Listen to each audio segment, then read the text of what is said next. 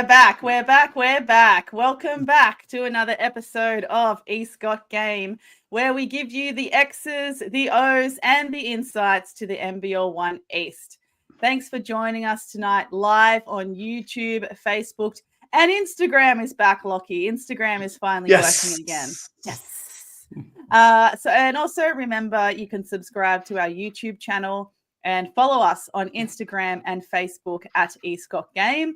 Or you can continue to find our episodes on your preferred streaming platforms. On this week's episode, we will be covering the final round of NBL1 East regular season and take a look forward to the finals. But let's do a check-in. Lockie, how you been? Busy. Very, very busy. I commentated 5 games last weekend, including 1.5 solo games on the Sunday. Mm-hmm. Solo games are tough, right? You would know. I would. Solo games are tough, especially when you don't know until you get there.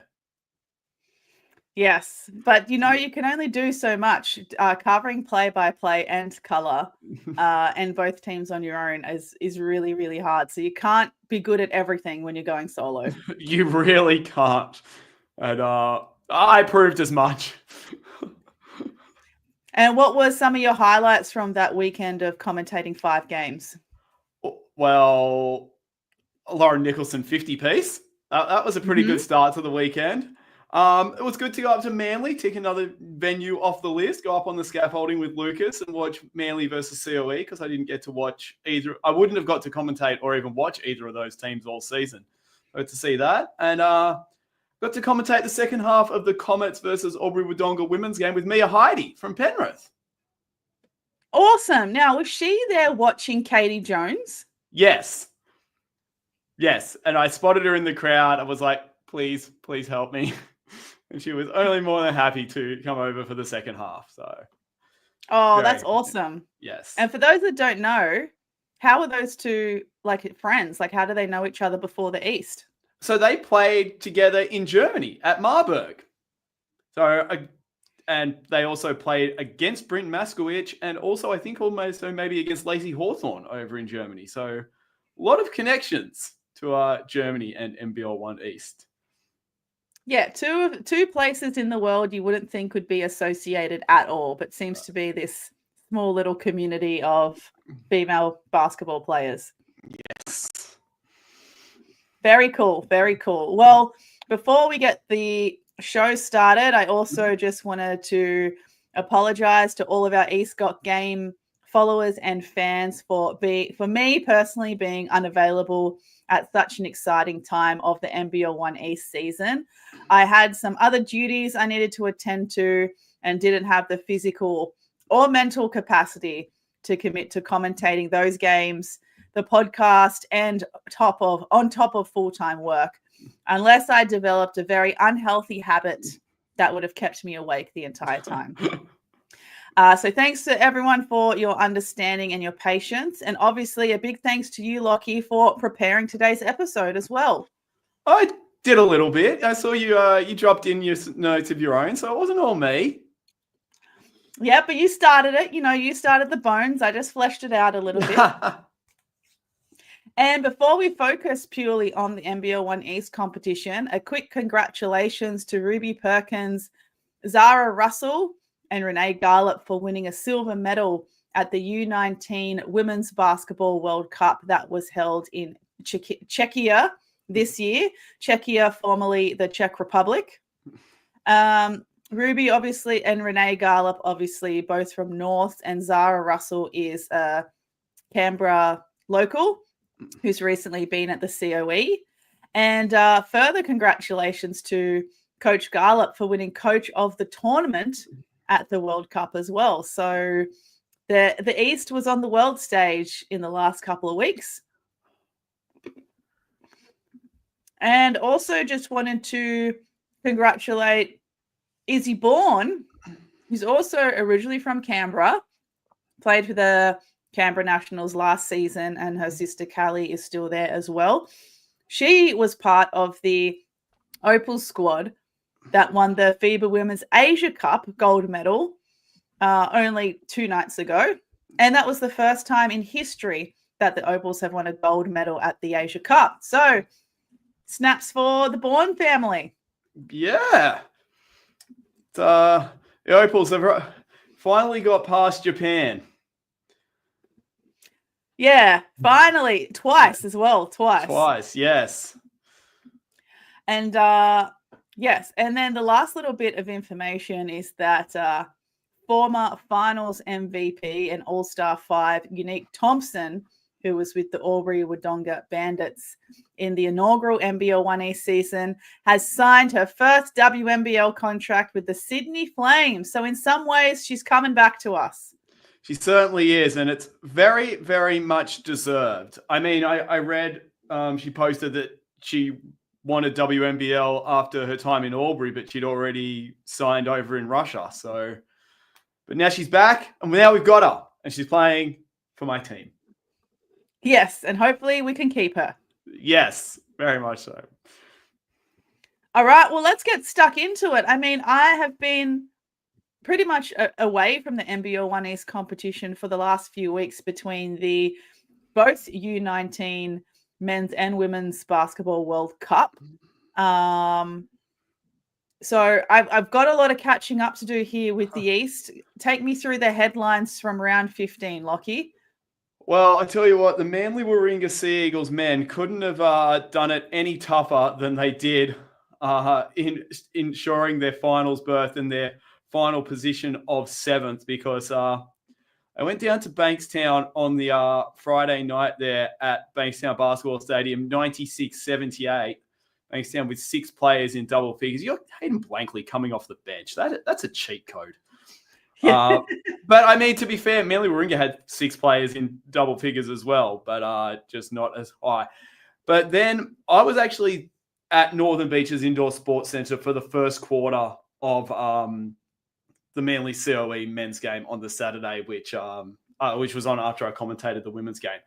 And Manly had no earthly right to be in the building, let alone in the game in the first few minutes. I think it was 25-9.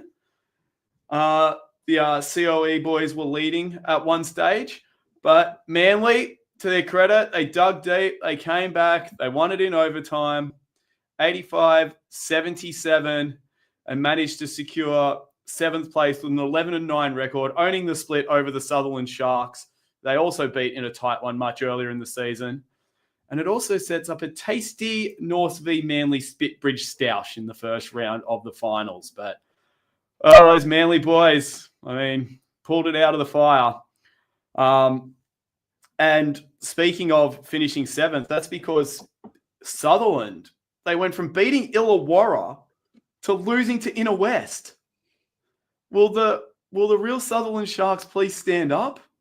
I mean, I love you boys, but you can't go from beating Illawarra twice to losing to Inner West.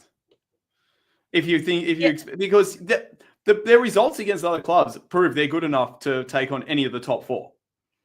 But then they go and slip up and finish 8th, and now they've got to take on a high-flying Bankstown team. So, yes, whilst there wasn't a whole lot of movement at the station in the top 8, there was enough to make things very tasty going into the finals. Yeah, definitely. It's super exciting. It's as an exciting finish as we anticipated this season to be. I think by at least halfway through the regular season, we were already anticipating that it was going to be a very, very tight race for those final 8 spots on both the men's and women's ladder. Because even the women's ladder, that ended up in an arrangement that we weren't expecting either. Inner West Bulls women being knocked out pretty much by the results of round 15. 100%. Lauren Nicholson scored a 50-piece, won it in overtime. The problem with Lauren Nicholson missing a free throw really late in the game against you that helps you get it to overtime is that Lauren Nicholson is then really fired up in overtime to make sure she gets it done. And Lauren Nicholson doesn't miss free throws very often. Like she's like a 85% free throw shooter. She was 17 of 18 at the line, and the one she missed would have put Sutherland up 3 before the final possession. So Inner West were able to get a 2 to tie it and take it to overtime. That hurts. That hurts a lot. It would have hurt if the Sutherland had lost. Yeah, that's true. That's true. Yes. Yeah, that I guess if it were the other way around, Inner West Bulls women would be in. They certainly would, but Maitland, well, once they went down and once I was on the bus home from Manly watching the end of this game, and Miller Waskovich got to the basket and got an and one, and I did the big count it and one signal. There was this guy sitting across the aisle from me in a basketball hoodie. He's just peered over. He's like, "Oh, what game are you watching there, mate?" Like, just the NBL1 East women, Canberra Maitland. So, and that Maitland win pretty much closed the door on a lot of teams. It closed the door on Sutherland. I'm pretty sure it closed the door on Inner West at the time. And then when they went and then beat COE 49-48, which is a bizarre scoreline, very close game, but a bizarre scoreline. Didn't matter what happened in the rest of the games, although I think Comets had already lost by the time that game had happened. So all sewn up, Maitland into 7th. They've been really up and down all season, Maitland. You know, start of the year we were like, Maitland, fine, lock them in. And then it took this to get them into the top 8, but they're there, and they'll take on Bankstown, who they only lost 2 by 4, and Bankstown had Shiloh for that one. Yeah, so we'll get into the nitty gritty of the finals matchups, but I'll just quickly revise the final ladder placings heading into this first weekend of finals. So in the men's competition, Illawarra Hawks ended up first, then with a win-loss record of 15-5. Centre of Excellence finished second with the same record, as did Canberra Gunners, ended up placing third with the same win-loss record, and just fractions of points percentage separating all of them. And I think getting the split on each other as well would have been a factor of those final placings. Then in 4th is Sydney Comets, 5th Bankstown Bruins. Now, if you cast your mind back to when we had Jason Kadee on the show, Bankstown was still on the fringes, I'm pretty sure, at that point. Am I right? They certainly were. They were, they were. I mean, they're on a 5-game winning streak, and they're finishing 1 game ahead of 8. So that tells you, where they've come from. Yeah. So they were kind of hanging around the fringes. I was pretty confident they could make the 8, but I wasn't so sure that they could make it to 5th. So they've done an exceptional job in this run to the finals. Then you've got Norse Bears in 6th. They've also got the win-loss record of 12-8. 7th place is now Manly Warringah Seagulls, getting it done at the right time as well. And 8th position, as you mentioned, was Sutherland Sharks. Both 7th and 8th also on win-loss records of 11-9 and just fractions of points percentage separating them as well. Both of those 5th and 6th and 7th and 8th splits are 1-game splits as well. Bankstown beat North on the very first day of the season. It was the first game we reviewed. And then Manly beat Sutherland. So no return trip to try and get the split. And it ended up what decided the positions. Yeah, that's right. It's really interesting how many of those 1-game opportunities have made such an impact on the final ladder placings in the men's competition, and also in preparation for finals time, because when we get into it later, that will come to light a little bit more.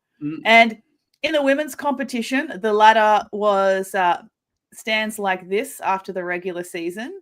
So Manly Warringah Seagulls, minor premiers once again, win-loss record of 18-2.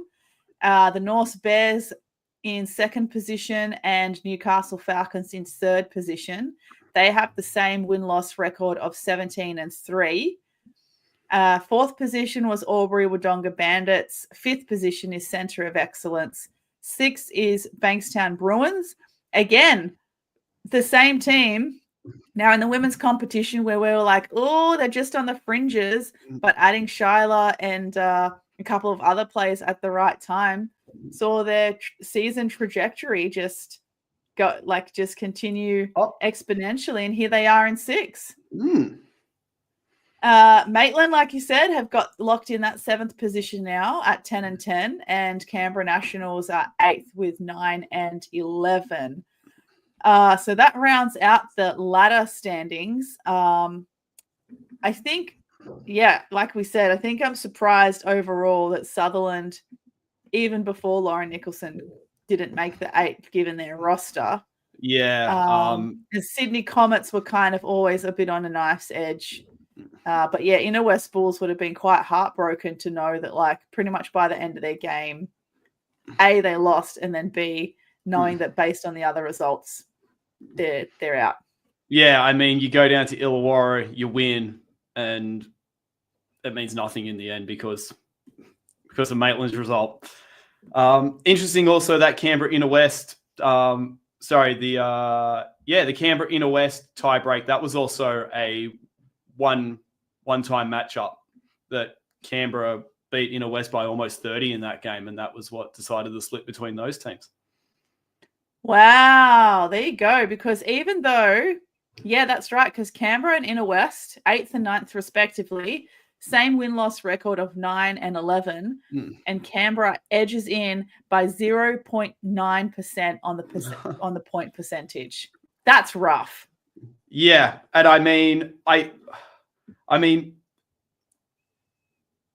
you know, and it's one of those things. If Maitland loses a game, do you get the 3-way split? If Sutherland wins another game, do you get the 3-way split? Or if Comets win a game, do you get the 3-way split with those teams? You know, sometimes it just calls down to who you tie with. And, you know, you talk about rely on other results, but in the end, if you don't win games earlier in the season, you're not relying on other results. So the thing we talk about relying on other results, but you're not really. Those results are going to happen regardless. You got to make your own way. Yeah, you just got to win. It's just that easy, guys. We keep saying it all the time. Why did you just win? Why did you all finish 20-0? Aubrey did it. Why can't Aubrey did it. Geelong in NBL1 South, their women's team are 22-0 for the regular season. That's basically a WNBL team playing down there.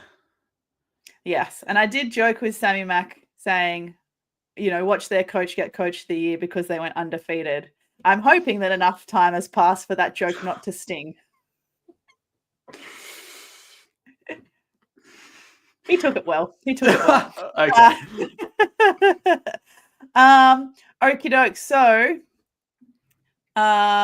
just before we get into the final round's matchups, quickly revise for our listeners, Lockie, how this final series is going to work. Okay, so week 1, first place 4th, second place 3rd, 5th place 8th, 6th place 7th. The 2 losers from the teams between the top 4 teams get a second chance and play in week 2 against the winners of the games from the bottom 4 teams. And the 2 winners of the top 4 advance directly to week 3. So they get a bye in week 2. The losers cross over. So the team you play in week 1, so if Manly beat Albury in the women's qualifying final, first v 4th game, they would not be able to meet again until the grand final. So obviously the losers of 5v8 and 6v7, they're eliminated. The loser of 1st versus 4th plays the winner of 6th versus 7th. The loser of 2nd versus 3rd plays the winner of 5th versus 8th. They advance.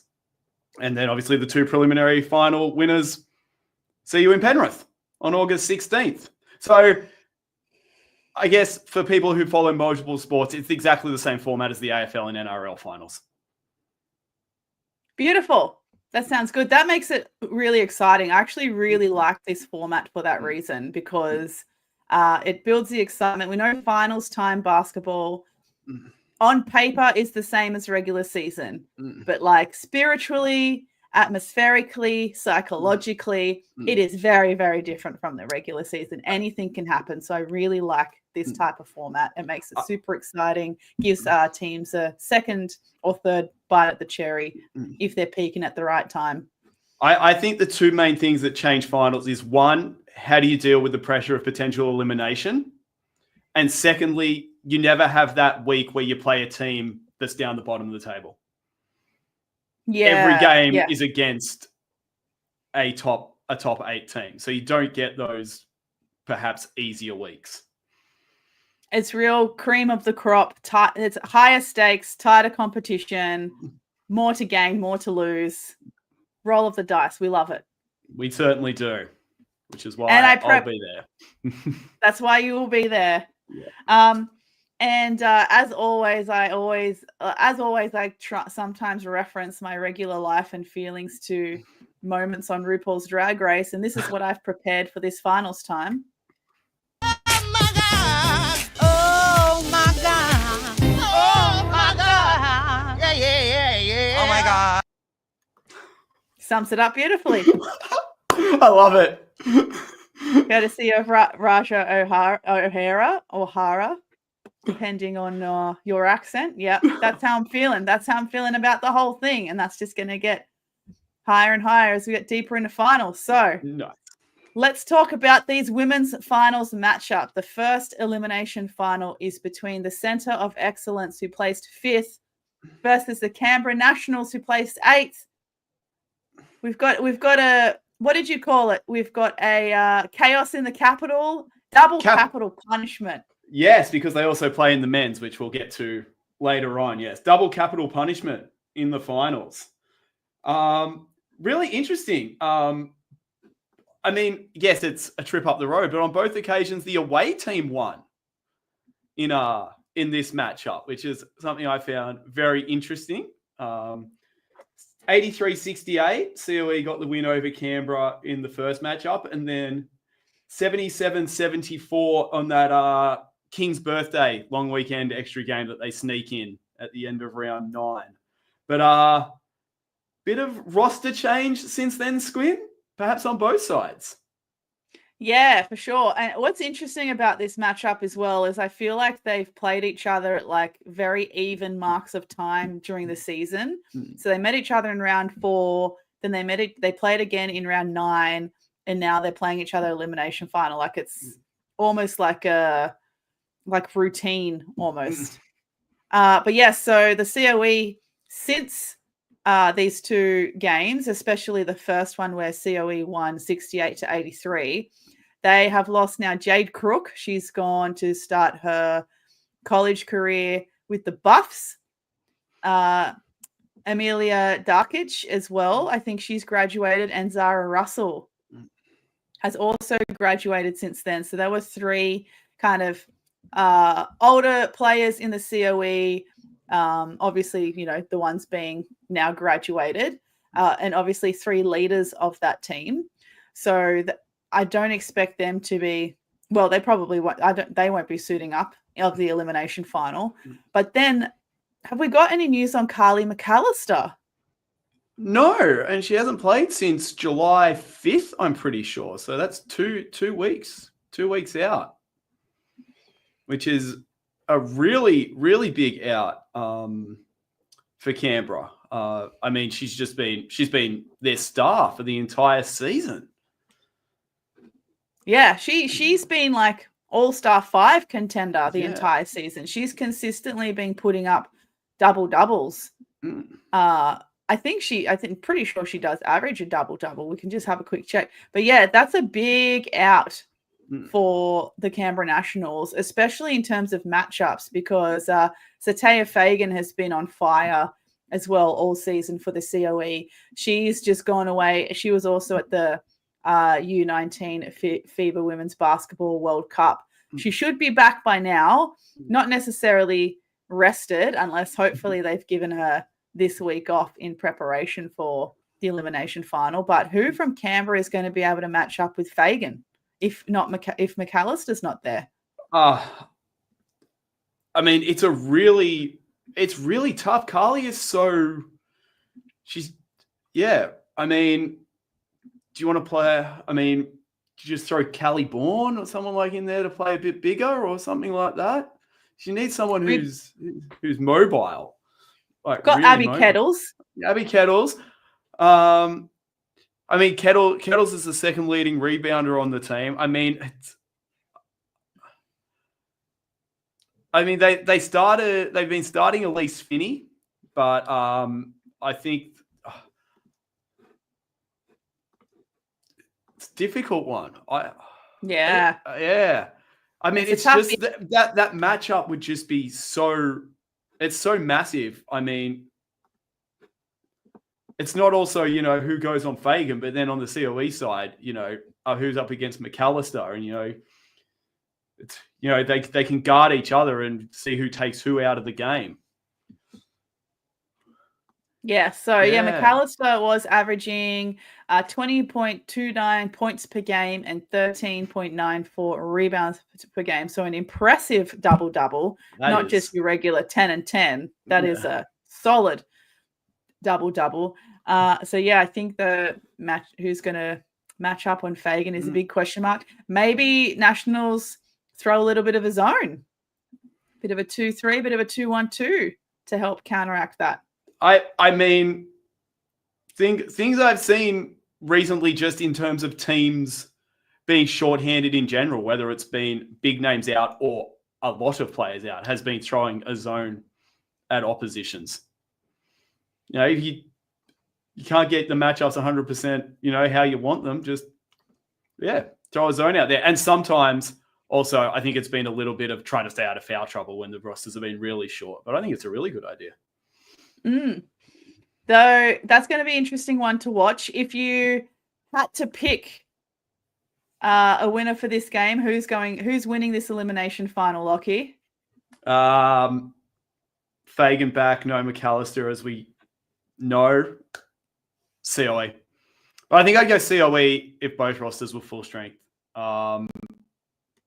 Especially having watched COE go. It was shorthanded COE and shorthanded Manly, but watching Isabel Smith and Olivia Oleknowicz on the weekend, I think despite the fact they've lost a few graduated players, they've still got plenty out there that can absolutely torch defenses. Oh, yeah, and they're still they only just played at the under 15s, Oceania, those two players. So we had the pleasure of watching the U19 Gems on the world stage, also missing big players, but still showing the depth of talent we have in that age group. We had Madison Ryan in that team, who's only 16, and then the likes of the two players in Olivia and Izzy that you just mentioned from COE that are 15. I think we're going to be okay. I think the future of Australian women's basketball is going to be okay. They could be scary good. The kids are all right. The kids are all right, definitely. All right, moving right along now to a game that you touched on earlier, Bankstown Bruins versus the Maitland Mustangs, 6th and 7th respectively. They only met once in this regular season, and it wasn't too long ago. It was in round 12 with the Bruins taking that one at home 84-80.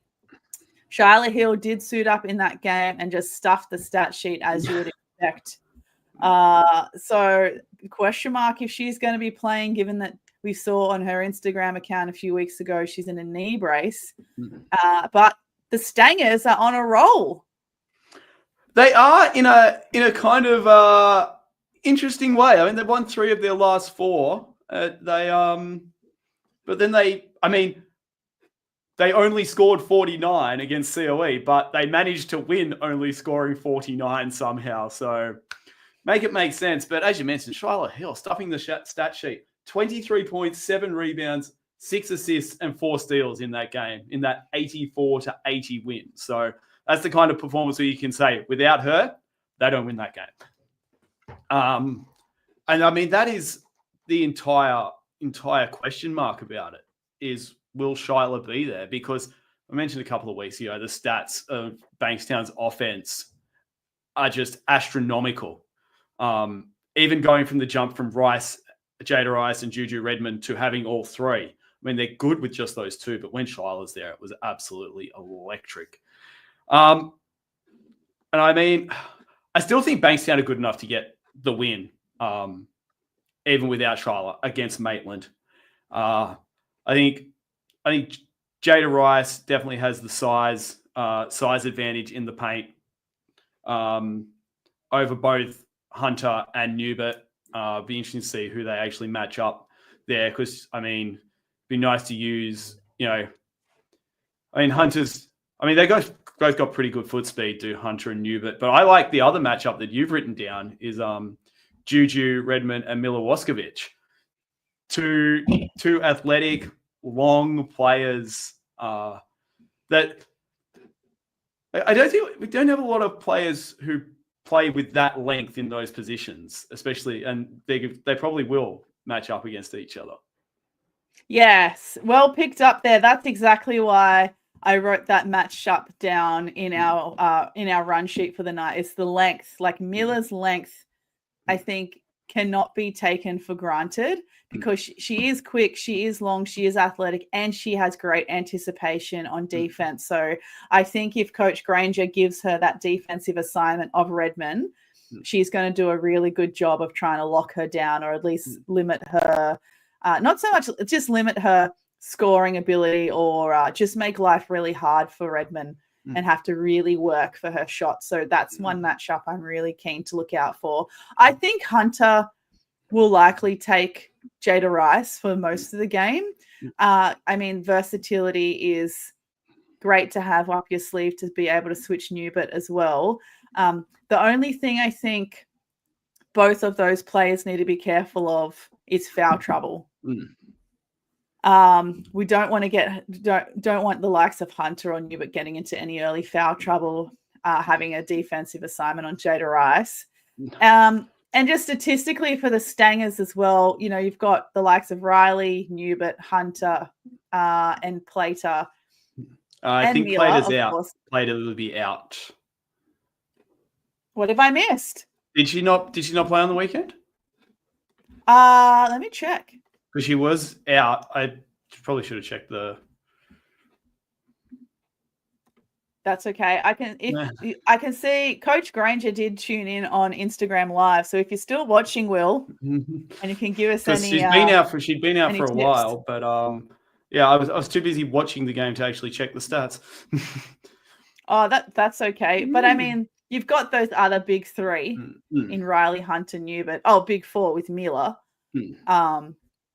That's doing the bulk of the scoring and stuff as well. Then you've got Rach Williams coming in there with some assists and also some defensive assignments too. It's going to be a close one. I do remember as well when we reviewed the game between Newcastle Falcons and Bankstown, I think it was that game where Jada Rice was dropping far too much defensively when they were guarding a pick and roll. So I wonder. Oh, okay. So I wonder if the Stangers are going to just be running a lot of pick and roll targeting Rice just to exploit that. Because if you got the likes of Shaq coming off a pick and roll for a nice jumper from the elbow, if she's hot, game over. Yeah, 100%. Well, you've just given Bankstown a defensive adjustment right there. Yeah, I have. Yeah. So, it's a tip for Maitland, it's a tip for Bankstown. I live to give. But Coach Granger has just replied on Instagram. So very thanks a lot, Will, for replying. Unfortunately, Alexis Plater has done an ACL, gone for 12 months. Poor kid, he put. Yes, definitely. Yeah, I knew she'd been out for a while, but I hadn't actually heard the official news, which is really unfortunate. It is really unfortunate. Especially because she was having such a good season. She was, rookie of the year, essentially. Yeah. Okie doke. So you're picking Bankstown for this one? Sorry, Maitland. Sorry, Maitland. I love you, but yeah, I'm going to go Bankstown. In a tight one, especially that Bankstown. They've got men and women at home on Saturday, so it's going to be packed at the Bruins' lair. It's going to be a home crowd advantage. Yeah, it could almost match up to Maitland home crowd standards. It could too. Yeah, it's very similar. It's almost like a parallel universe of each other, but one's metro, one's country. Coach Will Granger says extra motivation to win now that Platter is out. There we go. Bless. Okie doke. So I'm going to pick Maitland for that one. Okay. So, and I also sided with COE for the first one. So quarterfinal number 1. I almost feel like these two teams are slowly developing a rivalry as well, because they always seem to meet at some kind of finals matchup. Manly and Albury. Yeah. Yeah. And also Manly were in 18-2, and who was one of those that 2 against?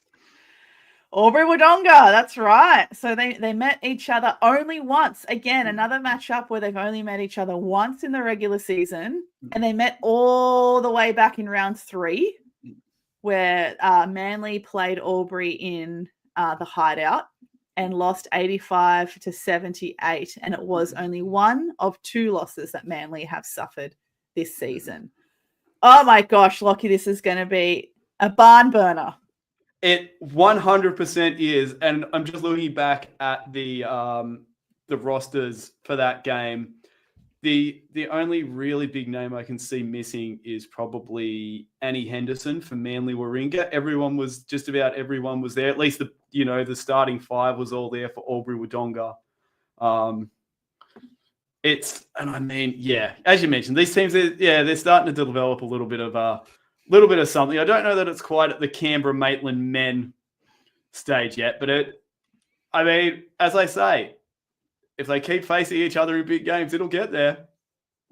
It's brewing. So yes, I kept the statistics up in another window for this game because something that really stood out to me was the high assist level from Albury. They had 21 assists, with Katie Jones having 8, Riley Lupfer having 6, and Emma Mahadi having 4.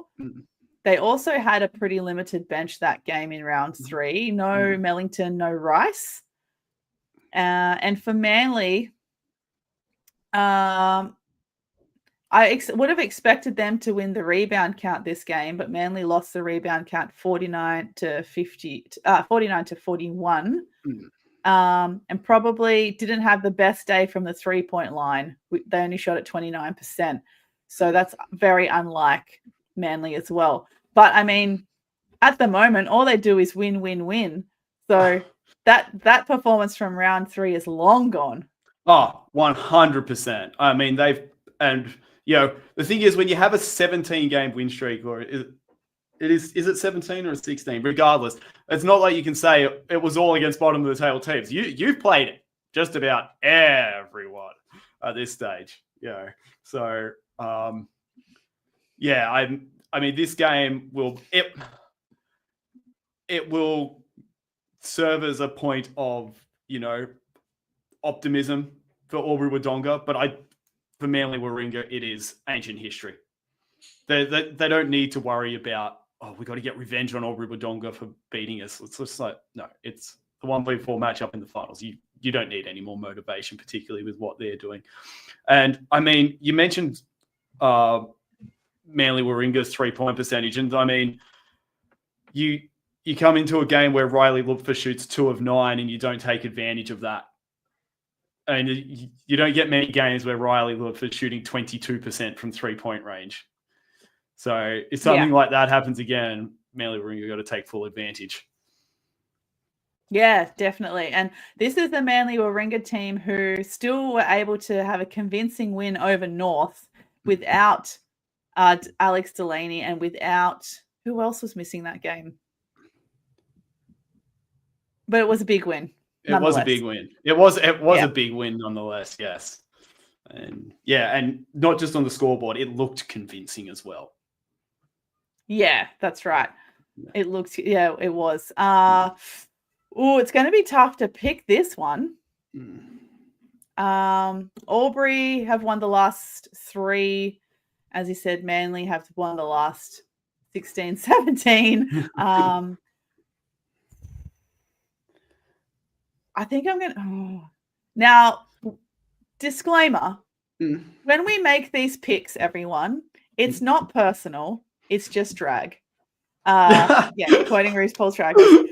It's not personal. And we know that we are friends with lots of lovely people in the league. But please don't take our picks as a reflection of how we think of you as a person or a coach, as a player. It is just objective. It's the vibe. Okay? It's just vibes. It's just the vibe, to quote the castle. It's the vibe. So please don't come at us. But I'm picking Manly for this one. I'm going to pick Manly Warringah as well. I was there on Saturday and there was no Zoe Miller, no Kimberly Dickinson, but they seemed pretty close to bat. I think Kim was more just being managed than anything. So, yeah. And hey, if we pick against you, we're just giving you motivation. We're just being nice. We're being nice to you. We're firing you up for your game. That's right. That's what CB used to say to us, 1 or 2 seasons ago when people wouldn't pick him as an MVP contender. It just used to fire him up a little bit more. But also, Albury are just one of those clubs as well that are just really good at getting really tough, gutsy wins. Yeah. And I feel like they'll be a team where if they lose this quarterfinal, they'll bounce back very quickly and, really make a statement when they bounce back. So they just have that really cool culture and history about them of having really gutsy, tough wins. Yeah. And always weirdly being an underdog despite being so successful. Yeah. And there are still players on that roster who are burning to put that 20-0 a final sweep behind them. So, if they were to lose this week, I wouldn't want to be the team they play in week 2. No. And if you were a player or a coach, would you prefer to win and have the week off, or for sure. Just get the win done. Just get it done. Look, 100% chance of making it to week 3, of being in week 3 because you get the win, is still better than, having to play that game and maybe get momentum through. Yeah. Just 100%. Yeah. All right. So the last quarterfinal for the women's competition is between the North Bears and Newcastle Falcons, who finished 2nd and 3rd respectively on the ladder. So these two teams actually met twice during the regular season, but at the back end of the regular season and within 2 weeks of each other, which is a bit odd. So they met at round 9, Newcastle winning 84-82 at home. And then they met again at round 11 with Norths winning 82-76 at home. This one is also perhaps starting to develop a rivalry because I feel like they've met a couple times in the finals too. Well, it's that Manly, Norths, and Newcastle have been ever present around the top of the table. Is the thing, Albury Wodonga, yes, won it, finished 20-0, but they had one season where they dropped back. Sutherland have made 2 grand finals, but then they've dropped back and now they've missed the finals this year. So those 3 teams, Manly, Norths, Newcastle, they've been the absolute, the ones that have been there every single year. And, particularly, now Newcastle just look absolute. And Manly Norths obviously have a grand final, but it's almost you walk in every year and you expect these 3 teams to be around the top. And what are they? The points differential is 4 over 2 games in favor of North. That is tight. But there's a few players like Ruby Perkins for North.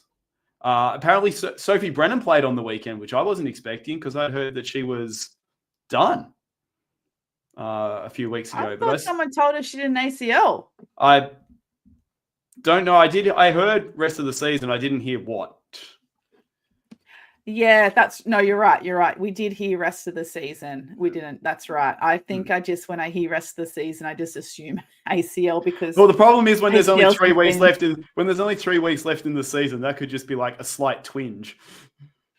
Yeah, that's true. But ACLs have also been the most popular injury since COVID. Yeah. So, yeah, I shouldn't say popular, the most occurring injury. Yes. Because it's not popular. People don't want to have pop their ACL. No, absolutely not. No. Right. Wow. So good that Sophie Brennan's back on court. I think the one difference I found as well in personnel between these two teams and between the 2 rounds that they played is that Izzy Morgan played for Norths in the round 11 game where Norths won at home. But we did also notice that she went down with injury when we reviewed one of their games too. So question mark, any news on Izzy Morgan? I'm pretty sure I saw her name since then. Just check this weekend's. Yeah, I'm almost certain I saw her name. And I think also I've seen her in a couple of photos at Future Flames camps and kind of press releases. However, as we know, even if you've got some kind of injury and you can't do full weight bearing or contact, you can still do some training. Yeah, no, she played 16. Ball handling and parting. She played 16 minutes against Penrith on the weekend, so definitely back. I was sure I saw her name, and definitely back. Awesome, that's good. So maybe just making a way back as well against Penrith, not risking anything. So that would be great to see Izzy back on the court as well. And Ruby Perkins as well will be back from U19s just in time. And it's obviously Coach Garlop. But that's a big in. That's a big in. Yes. But also the Norths, no Jolene Anderson either, because she's now retired and gone back home. Newcastle, though, I don't know who's doing their strength and conditioning and recovery and nutrition, but aside from Sophie Brennan, they have had consistently a very healthy roster. So, like, props to them. Ladies are looking after themselves. Yeah. I think Brennan and Habas have been the only two, and Brennan's back. I mean, Meg Jefferson just keeps pushing through. She had a great weekend. Nicole Munger obviously did with her 41 and 13. Just stared at just Nicole a casual Munger performance. just a casual 41 and 13. We should have started counting how many 40-point plus games she's going to have in her NBL1 East career. I don't have that many fingers and toes. This one is really, really hard for me to pick, to be honest. It is going to be at Norths. Perhaps the home court advantage is going to be the edge. Yeah, and I think, I think that's true. And I also think Norths,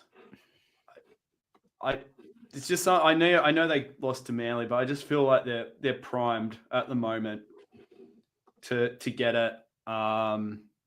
Newcastle, their problem isn't injuries. It's losing players for like, 1 or 2 injuries. And then Hannah Chicken's gone to college. So, that's an out they've had to deal with. And they've dealt with it, obviously, really well. But, you got players telling you like Emma Donnelly in recent weeks has been absolutely, especially in the last couple of weeks. I think she had 25 in one game and 12 in the other this week.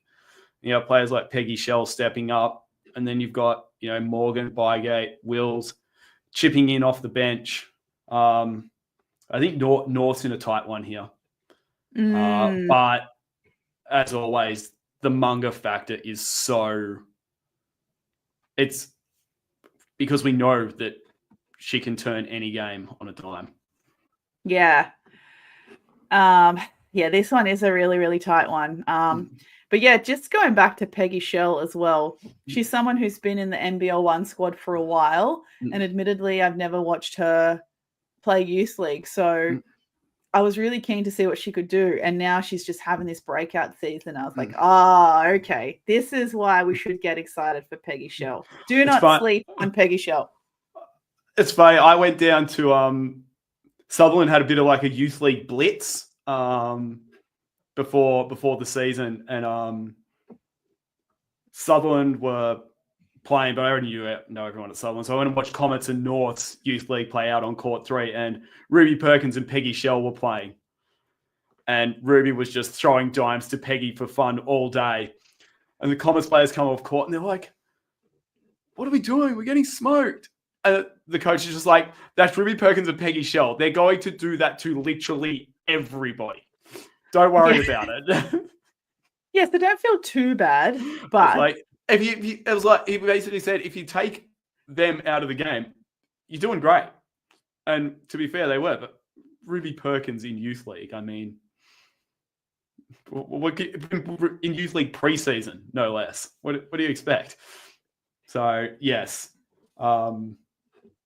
yeah. Watching them in Youth League was something different, that's for sure. But watching them in NBL1 and Peggy especially, because I feel like you said, she's been around for so long, but I feel like there's every season Norths have like a player that gets a lot of hype, a young player, and Peggy might always be like the second young player.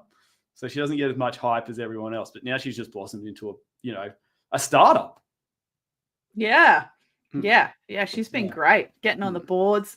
I think just looking at the statistics from the last game and considering that Izzy Morgan is likely to play for Norths, I think I'm going to tip Norths as well, because as superhuman as Munga is, and we know that she's going to have an outstanding game, I think it just heavily relies on everyone else also trying to have some of their best games versus the depth of North. So I'm gonna go with North for that one. There we go. All right, so that we've tipped COE.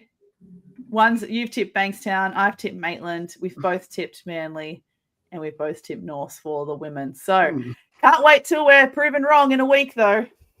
Well, one of us is going to get one right. I've gone chalk. That's such a cop-out move, Lockie. I've gone favourite. I've gone the highest seed in every game. You don't win your March Madness bracket picking favourites every game. Well, I don't think that was intentional, though. I think that was just coincidental. I think that's just how it happened. Yeah. Yep. All right. Let's get into the men's finals now. So this is an elimination final we didn't anticipate. It's Bankstown Bruins versus Sutherland Sharks, who placed 5th and 8th respectively. Also, going to sound like a broken record, but two teams who have only met once during the regular season. They met once in round 3, where the Sharks won 83-66 at home. The Sharks had Kawat Noi and Jason Spurgeon. Bankstown did not have Galloway at this time. So I feel like they played so long ago. Bankstown have continued to grow and evolve. They've added Galloway. He's in the mix. Everyone else is balling. Sutherland have kind of hit some rocky waters and found themselves in 8th. So I think this is going to be like a game from a clean slate for both teams. Yeah, Georges River Rumble in an elimination final. And it's not just that the Bankstown didn't have Galloway. They didn't have this version of Galloway, because he started a little slowly. I think even he would probably accept that. But now it's a different story, Jalen Galloway. And as I said earlier, the Sharks, you can't go from beating Illawarra to then losing to Inner West. It's, so you look at their last game, lost to Inner West, lost to Inner West last game. Previous game before that was beat Illawarra, and then just get over Albury Wodonga, but lose to Newcastle. It's like that's why they're in 8th and not the 5th that they could have been, because they had that 3-game skid earlier in the season. They lost to Newcastle in the West games that, I mean, we know Newcastle have been even more up and down than Sutherland have, but still, it 100% all just depends on which Sutherland comes out. Is it the team that came out against Inner West and Jason Spurgeon finished with 1 point and Kawat Noi scored 26, but it took him 27 shots to get there? Or is it going to be the team that put 46 on Illawarra in a quarter last weekend? Now, do you feel like, based on what you summarize, Sutherland men sound like the type of team who are playing the style of game of their opposition rather than focusing on their own game? So, sometimes you have a high caliber team who play a lower ranked team and they get caught up in like the sloppy play and become complacent, and they end up playing the other team's game and they're then always going to lose. Is that a case for the Sutherland Shark men? Squin, I'm going to have to ask you to stop eavesdropping on our conversations at the commentary desk off air. Jeez, it's like I'm psychic or something. I promise that wasn't scripted either. That wasn't scripted. That wasn't a bit. That has just happened naturally. Sometimes, yeah. Sometimes they do. Sometimes they get up for big games, and sometimes it takes them a little bit to kind of get into it, and they it does sometimes just feel like they do just, get almost lulled into playing how the opposition want them to play. And they've got so many players who can take a game by the scruff of the neck. And I mean, you can't say it's because we're integrating a new piece in Taylor Young, because he has slotted right in. He's doing even more than I originally talked to Coach Sean Roger about him. He's doing even more than that. It's they need to come out. Maybe finals will be the best thing for them. Just knowing that they've just got to come out and, be aggressive, and for 4 weeks straight, they've just got to come out and play absolutely aggressive, intense basketball, and it might be the best thing for them.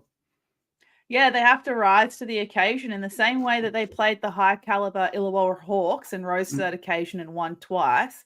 We saw this happen, though, with the Sutherland men 2 seasons ago.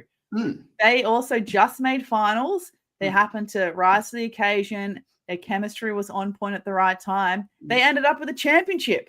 Exactly. That Sutherland and Maitland, 5th and 7th on the table. Sutherland went in there and smoked Norths in that first week game, and then just rode through and won it all. And honestly, you said it. Rise to the occasion.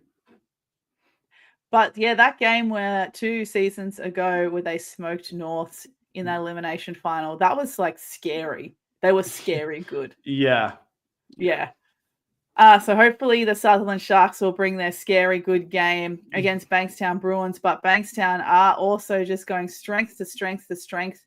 We have said on the record in a previous episode, especially when we interviewed Jason Kadee, that we had faith this Bankstown team could make finals, but I did not expect them to make 5th. So I'm pretty chuffed for them that they've made 5th. What do you think they got to do to secure the win? Keep like 6 players in double figures. I mean, we just said we don't want the Sharks to get to go into another team's style of play, but beat the Sharks at their own game. Have plenty of guys scoring. Have multiple options. Ensure, everyone's going to have to step up and, take their opportunities. But, I mean, we said at the start of the season, you're adding Galloway and Kadee to a pretty good starting lineup. They had a starting lineup that got to 8th last year. Yes, they lost Hightower, but adding those 2 players, we know they've got the options. They are on absolute fire, and they haven't been. It's not all scrubs they've been beaten. They have been beating. They beat Central Coast. They beat Manly. They beat the Gunners. They dominated Penrith. They put 130 on Maitland, and after beating Hills by 39 the previous night. So, and they don't put the cue in the rack, as you can tell. They're just going to keep coming at you. Kadee, he's more than just a veteran leader. He is, producing, as you would fully expect of a player of his caliber. I mean, it's not like he's walking in after 5 years retired from NBL. He's still got his legs under him. And just team performance. And I think what's good about Bankstown is their players happy to let the stars shine and also put up decent, and defer to the star when it's the right moment and make your own move when it's the right moment. It could be. Kadhi's still got capacity to go up a level. Exactly. It could be 35 for Galloway or Kadhi, and then 10 or 12 across the board. Or it could be 5 guys score 18. They'll do what they need to do because they've got guys there like Andre Walford. We know what he can do, but also what he will do when the time comes. I think this is a team who culturally, through the last 3 seasons, particularly the last 2 seasons, this is a team who want to win by committee. They put they've got a lot of talented players. They're all putting their egos aside to try and just win whatever way possible, and they don't care who scores the 35 points that game as long as they win as a team at the end. They don't care how it's done. So I think that is always going to have an edge and an advantage, especially at home coming finals time. But we've just got a comment here on Instagram Live from James Mullen, who is one half of Two Fin in the Paint. Says Bankstown also have some of the best commentators in the league. That's got to help.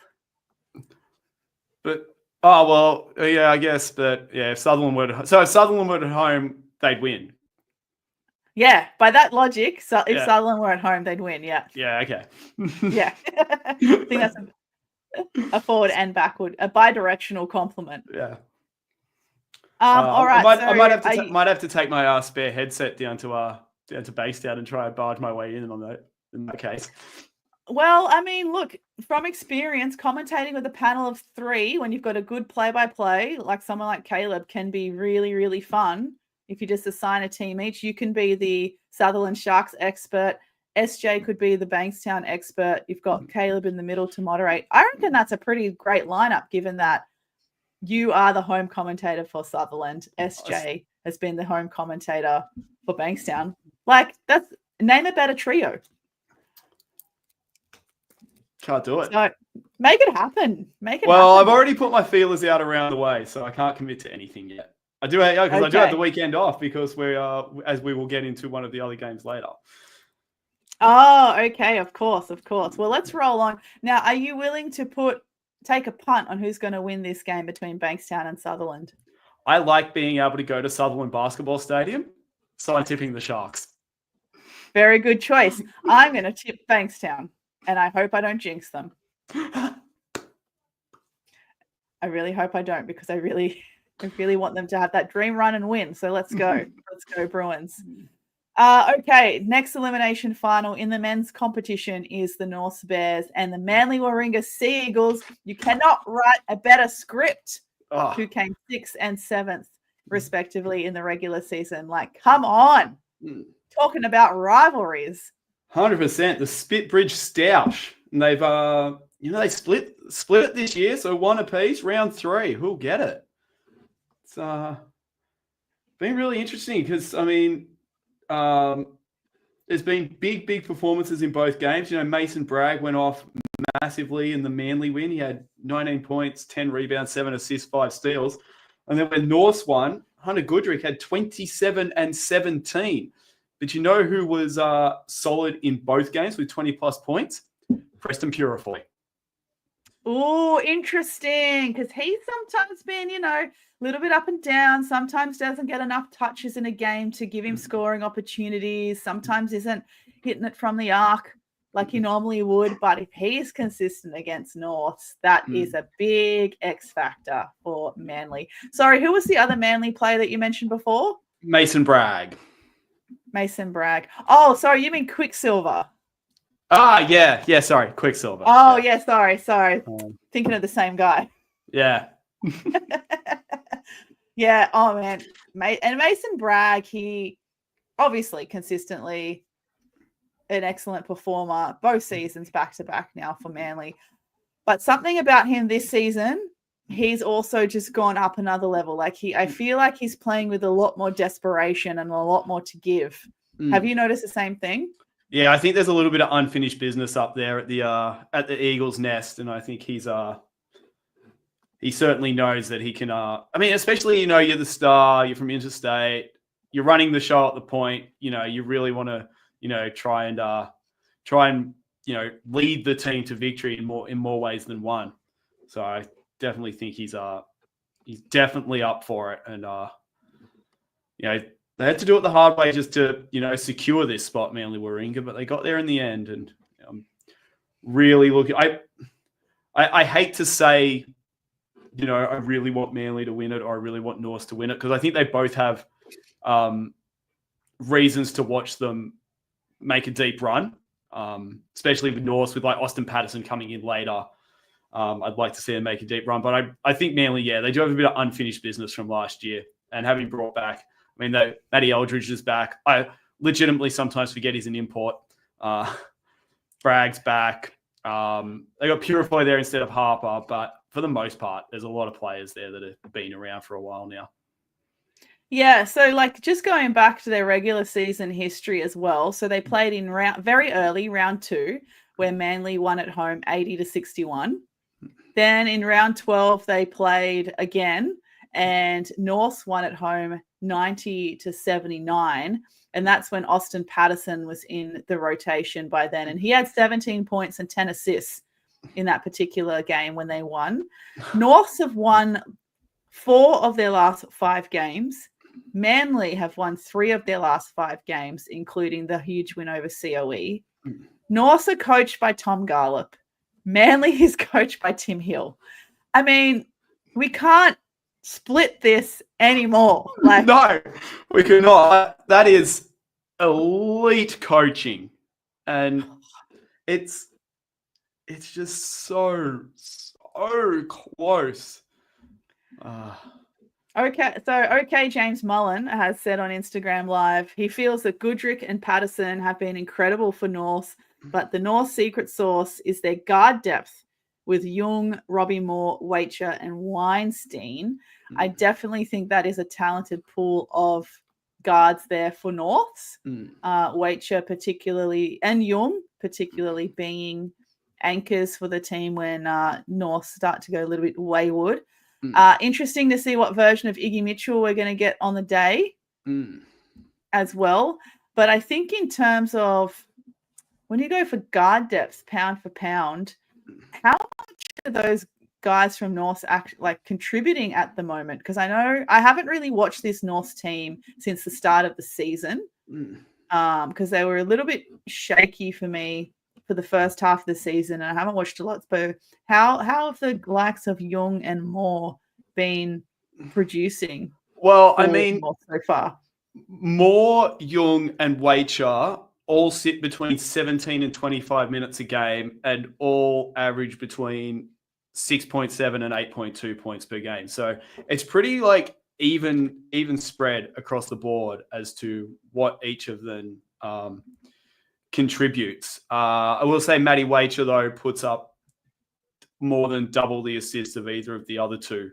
3.4 assists per game in 25 minutes. Mikey Young, 1.5 assists in 21 minutes per game. So Waiter definitely the most, statistically anyway, the most productive.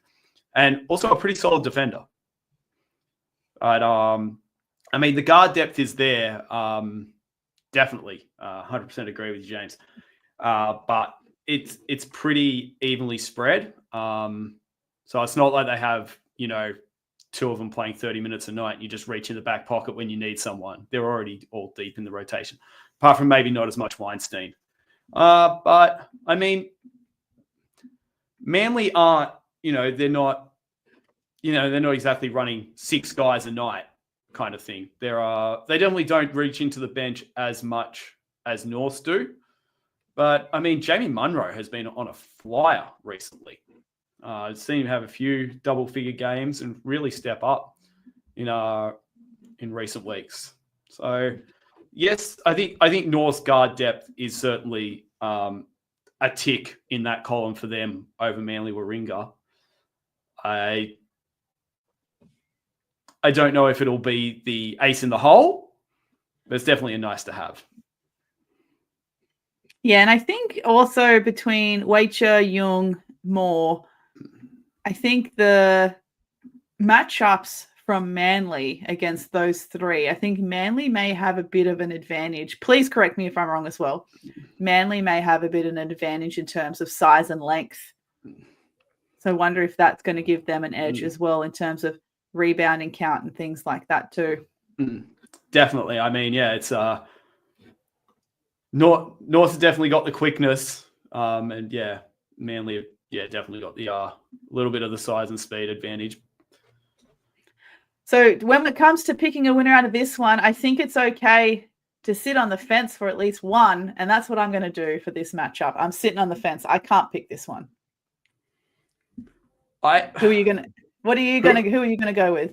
Who am I gonna go with? I really wish I had my spreadsheet. Oh, I haven't updated it with the finals matchups yet. Oh no, what's he done? That's okay. I mean, you can take the. No, I'm gonna go Hunter Goodrick to continue on to do what he did last time against Manly and have a big one, and North to just eke it out. Tear it apart. Side note, when is an NBL team going to sign Hunter Goodrick? Sometime between now and the end of August, hopefully. Surely. He's got to at least be in contention for a DP spot somewhere. Surely. Definitely. Come on. Biggest kept secret. All right. Rolling on to the quarterfinal number one between the Illawarra Hawks and the Sydney Comets. Hawks finishing first, Comets finishing fourth. Oi, oi, oi. This one has got me shook. And I'm glad it's a quarterfinal and not an elimination final. Losing either of these teams at this stage of the competition would kind of do the league a disservice just for entertainment purposes as well. It looks like Bawali Bales and Hickey, I think, are going to be back from Summer League by then. Yeah, Summer League's over, so they are available as long as they're back in the country. Yes, because sometimes people like to have a holiday and whatnot after Summer League or whatever. Yeah, I don't think Bawali and Davo are doing that. Side note, did you see that there was a great picture of Davo Hickey in the locker room during one of the Summer League games, and on the ground he had his Sydney Comets hoodie? Yes, I did see that. Love it. Love that. Yes. So yeah, Bales, Hickey, they're going to be back for the Sydney Comets. My question mark for Illawarra, is CJ Moran going to be back? Because someone needs to get a handle on Obi Che. I'm not 100% sure. I thought I saw Illawarra post that he'd be back for finals, but I don't know if that means week one. Finals goes for a number of weeks, so yeah, it certainly kind of does. left that open-ended. Yeah. the actually back on Comets. I mean, how is Bawali? Because he got helped off court in his last Summer League game. Yeah, that's a good question too. Actually, that's yeah. Yeah, will it be a case of like in Varsity Blues, where he just takes some painkillers and away he goes? He's just got to do what it takes to get a win. But I think he's got to think of if he's got a serious injury, you'll have to be thinking of the longevity of his body and his career. Yes. Yeah. So big question mark if Moran's going to be back for Illawarra Hawks. Yeah, because someone needs to take care of Obi Che. This is another matchup where these two teams have only met once in the regular season, and it was long, long, long ago in round two. It was the dumbest game of the season. It was the dumbest game of the season. Sorry, it wasn't the dumbest game of the season. It was. I called it. It was at Comets. I called it, and it was at Comets. Illawarra led 34-14 after a quarter, and then Comets won the second quarter 28-11. So it was 45-42 at halftime, and both teams had won a quarter by 17 or more.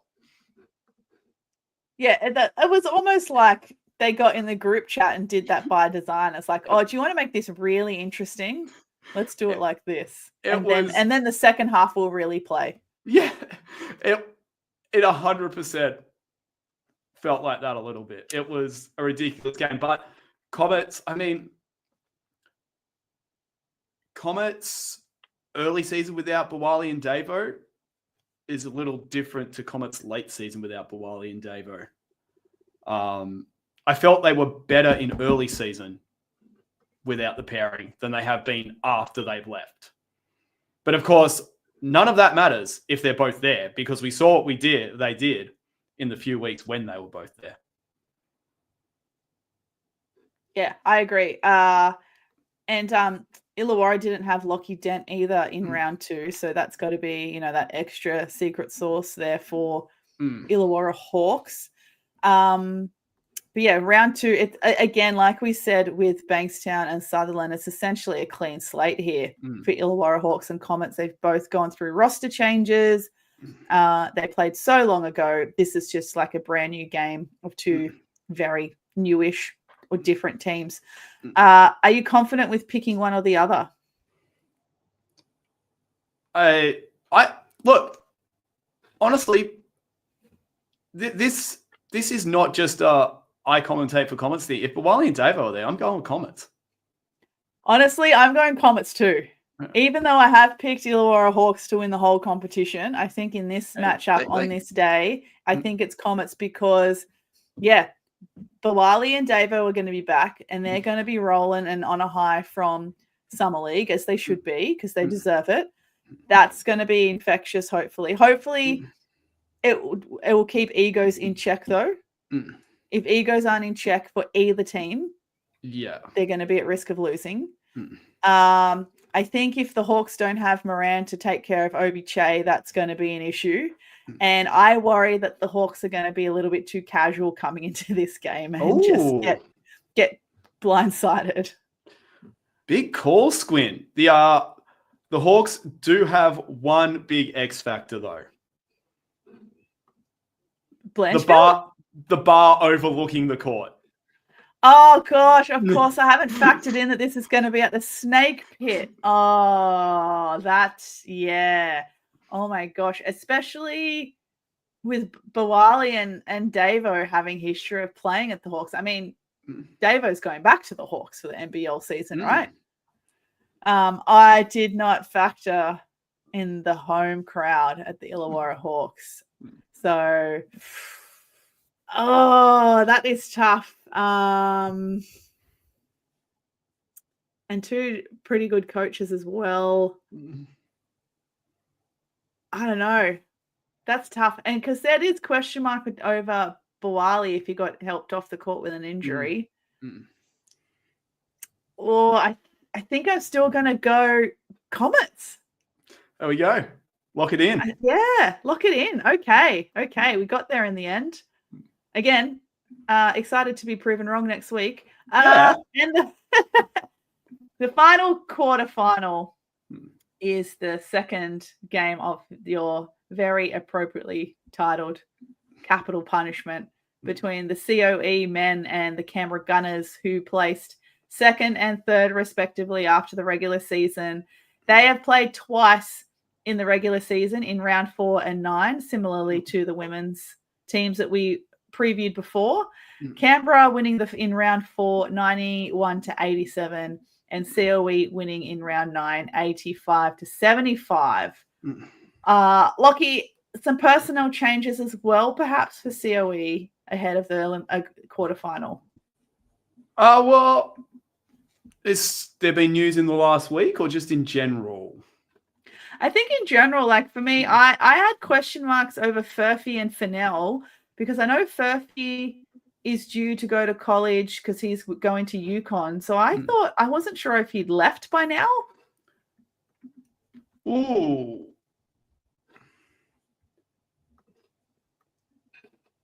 And Fennell as well, I thought was perhaps of a similar age group. So I wasn't too sure if they will be suiting up.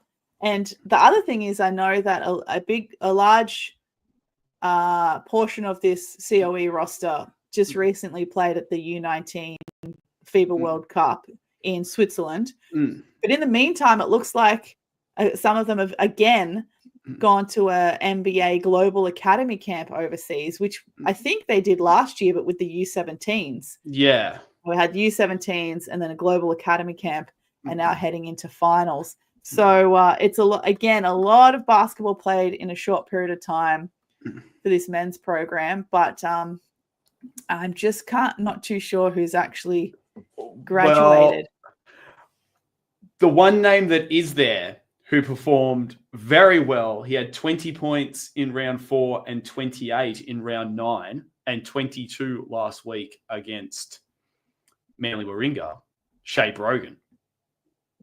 Oh, yeah. Shea Brogan, who is the son of Opal's legend, Michelle Brogan. Yes, he is there. So looking at their website, their current COE athletes listed on the Basketball Australia website is Guaba, Shea Brogan, Indy Cotton, Alexander Dickerson, James, is it Merwer? I think it would be Merver. Merver? Yeah. A Jack Nyon, Flynn Pavley, Marcus Vaughns. That's the only there's male a few athletes that's listed. I mean, they do have 7'4" John Kutch-Mack in there as well. I mean, Alex Nash Dickerson. Walker? Oh, Nash Walker. Yes, he's still there. He's captaining the side. So they still have an elite roster. I mean, and Alex Dickerson had 15, 12, and 9 against Maitland on Saturday with 3 steals as well. So, I mean, these kids, they can all still hoop. I mean, yes, the likes of Furphy and Fennell. Furphy had 25 alongside Brogan's 28 in the game that COE won. So, yeah, based on the roster that played in round 15 is Nash Walker, Alexander Dickerson, Mading Kawane, Shea Brogan, and Jack Nyon. Oh, yeah, so Raw Record's gone. Yeah. Emmett Adair, Furphy, Fennell, they are both gone. Rio Bruton has been added to the COE roster. So, yeah, a lot of young blood at the end for the tail end of the season and for finals. But still lots of talent. Rio had 18 against Maitland on the weekend, though. So, but I think that coming up against a Canberra team that is grown men, and I mean legitimately grown men. Yeah. When they're the younger players coming through, there are still some of the older players in there that have been there for a season a bit, like Brogan, Dickerson. That's what gets tough, especially in the men's game, is the physicality coming up against a team like Canberra. And I think Canberra, they've had their ups and downs, but they've won 4 of their last 5. And they still finished 15-5, same as COE. So honestly, I think Canberra will do this one. Me too. And 100% no disrespect to the likes of Walker, Dickerson, Brogan, because we're fans. Yeah. But if you get MVP Mayfield on the day of a quarterfinal, he's eaten it up. Yeah. And I don't think the likes of Walker, Brogan, Dickerson are going to be able to contain an MVP Mayfield. No. And Glenn Morrison played on the weekend. Cameron Bender had 20 rebounds against Maitland on the weekend in 26 minutes. Glenn Morrison had 15 and 11. So Bender's back, so that's good. Yeah, he's been back for a couple of weeks now, which is really good. Very good, very good. If they get that Canberra team that usually shows up in finals, that's really tough to stop. And the problem with being COE is, yes, it's your home game, but the opposition are the ones who have all the fans in Canberra. Canberra fans Yeah, are still that's right. Canberra fans are still going to show up to the basketball and netball centre at the AIS. Yeah, it's going to feel like one of those rare occasions, odd occasions where your home game feels like an away game. Yeah. Yeah, 100%. It reminds me, it's going to be like, reminds me of the early days of the NWSL where teams would legitimately say, we're playing against Alex Morgan this week, come and watch. Because Alex Morgan was the most popular women's soccer player in the world. And you turn up for a game and the opposition, it wouldn't even be cheering against you or for the opposition. They should be cheering for one opposition player. But it's going to be, obviously there's going to be more Canberra fans there. Might have to roll in the temporary bleachers from U20 Nationals for the training hall courts. Yeah, why not? Why not? Just pack it. Pack the arena. Yeah. Like the good old days. All right, so we're both tipping Canberra to win that quarterfinal. Okay, very good. So for the men's final, you've picked Sutherland. I've picked Bankstown for the first elimination final. The second elimination final. Wait, did you end up picking Norths? Yeah, I did. I also stuck my neck out and said Hunter Goodrick to dominate. So yes, and I sat on the fence twice. I took the easy way out and sat on the fence with that one. Quarterfinal number 1 between Illawarra Hawks and Sydney Comets. We've both picked Comets away. Big call from us. And quarterfinal number 2, COE versus Canberra Gunners. We have both picked Canberra Gunners for the win. Woo! It's going to be a hell of a weekend. I'm pretty grateful that some of my commentating duties now have wrapped up, that I can proper watch these games. We've still got one more round of NBL1 North here next weekend of the regular season before we get into finals. But yeah, I think I'm just going to have multiple screens with multiple games on simultaneously. There is a 1 p.m. and a 3 p.m. tip, so you can stagger it a little bit, which is good. The 2 COE Canberra games are at 1 p.m. and 3 p.m. on the Saturday. So cool. And then there's a whole lot at 7 o'clock. So if you had to pick only one women's game to watch this finals weekend and one men's game to watch, which games would you choose? I would pick, on the men's side, I would pick Illawarra Comets. I think the atmosphere down there in the Snake Pit is going to be off the chart. And even if the game is not as good as some others, it's going to be good. But even if it's not quite up there with some others, I think you'll feel the atmosphere through the stream. You're going to have, it'll be packed up on those top boxes, the bar, people will be hanging over, shouting things. Please keep it PG at most, whatever you say. Yes, please keep it PG. Not even PG, just G. Just G. I'm not going to give you any wiggle room to go to PG. Just G. Yeah. And not you, as in like them. I know them. No, don't worry. I won't be at Illawarra. Don't worry about that. And on the women's side, I mean, you can't go wrong with either of the qualifying finals. They're both going to be electric games, but I think Manly versus Albury Wodonga. That's the one to watch. As we said, a little bit of history there. Albury Wodonga, they'll want to put one over Manly, just put one over the league after last year. And I think Riley Lupf is only 2 weeks removed from a 55-point game, or however many weeks it is. I know. Excuse me, Elijah Pepper. Poor Riley only just got that record, and you had to go and break it within 2 weeks. So rude. I know, right? So rude. Gosh, audacity of some people. We kid. But it was actually really unfortunate that she achieved the record in such fashion. And she subbed herself out once she got there. And then here comes Elijah. He was already on the berth of breaking the record so many times this season, and he had to do it 2 weeks after Riley. Jeez.